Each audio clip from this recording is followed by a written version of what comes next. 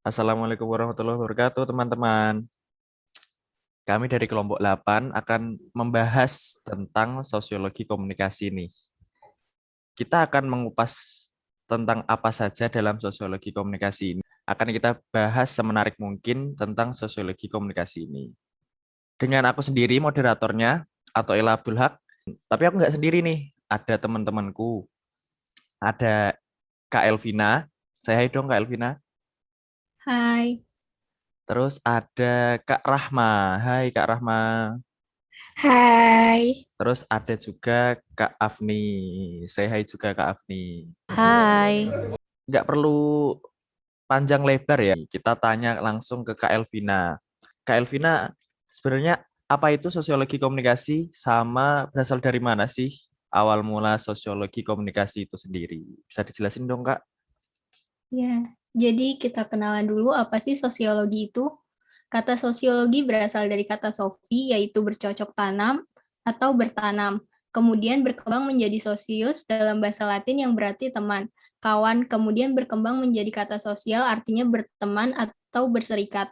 Sosiologi komunikasi merupakan kekhususan sosiologi dalam mempelajari interaksi sosial, yaitu suatu hubungan atau komunikasi yang menimbulkan proses saling pengaruh mempengaruhi antara para individu-individu dengan kelompok maupun antar kelompok.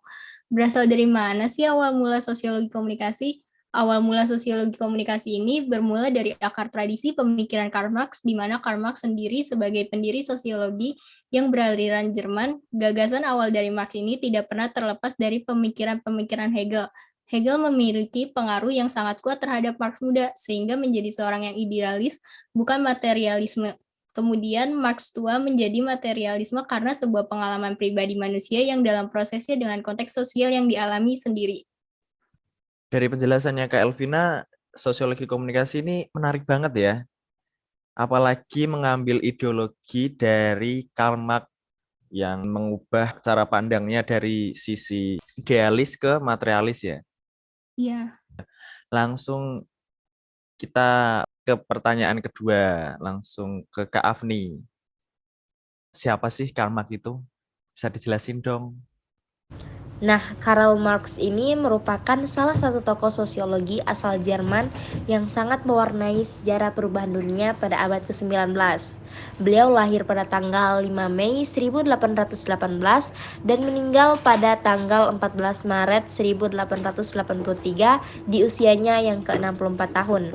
Semasa hidupnya, Karl Marx ini menuangkan ide-ide dan gagasannya melalui beberapa buku maupun catatan-catatan yang mempengaruhi tatanan sosial yang ada di masyarakat. Beberapa buku yang sempat diterbitkan antara lain The German Ideology, Kemiskinan Filsafat, The Communist Manifesto, A Contribution to the Critique of Political Economy, dan yang paling fenomenal adalah Das Kapital. Si Karl Marx ini keren juga ya di masa itu bisa memikirkan sebuah ideologi sekompleks itu.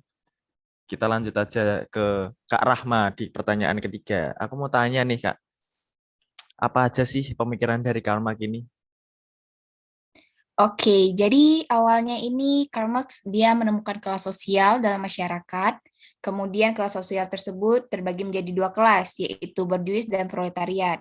Dua kelas ini memiliki posisi yang sangat berbeda karena kelas borjuis dikenal sebagai kelas pemilik modal yang memiliki ala-ala produksi seperti mesin, bangunan, tanah, dan sebagainya. Selain itu, kelas pemilik modal juga memiliki sistem produksi yang disebut mode of production yang seluruhnya ditentukan oleh masyarakat pemilik modal itu sendiri. Sedangkan kalau kelas proletariat, dia merupakan kelas pekerja atau buruh yang mempunyai ketergantungan sangat tinggi terhadap kelas borjuis, karena kelas ini tidak memiliki alat produksi apapun kecuali tenaga dan anak. Dalam praktiknya kedua kelas tersebut dia sering terjadi pertentangan karena kelas borjuis sering melakukan penindasan pada tenaga maupun pikiran dari kelas proletariat karena kelas borjuis dianggap menikmati kenikmatan di atas penderitaan kelas proletariat sehingga kelas proletariat berada dalam posisi yang tidak menguntungkan serta mengalami kondisi hidup dalam kemiskinan serta keterasingan. Menarik ya tentang pemikiran dari Karl Marx tersebut. Tapi mungkin kita ke pertanyaan terakhir nih, pertanyaan keempat, biar semakin lengkap penjelasan tentang sosiologi komunikasi maupun Karmak itu sendiri. Aku mau kembali lagi ke Kak Afni nih, di pertanyaan terakhir. Apakah pemikiran Karmak ini sangat penting sehingga melandasi sosiologi komunikasi? Silahkan dijelaskan Kak Afni. Penting dong, karena teori Marx ini sangat berguna untuk menjelaskan beberapa aspek, seperti kritik akumulasi kapital atau modal dalam industri budaya, terus kritik akan komoditas fetisisme, dan kritik akan ideologi yang menjadi legitimasi kekuasaan dominan. Ternyata Karmak ini sangat berpengaruh dan sangat penting ya dalam melandasi sosiologi komunikasi ini.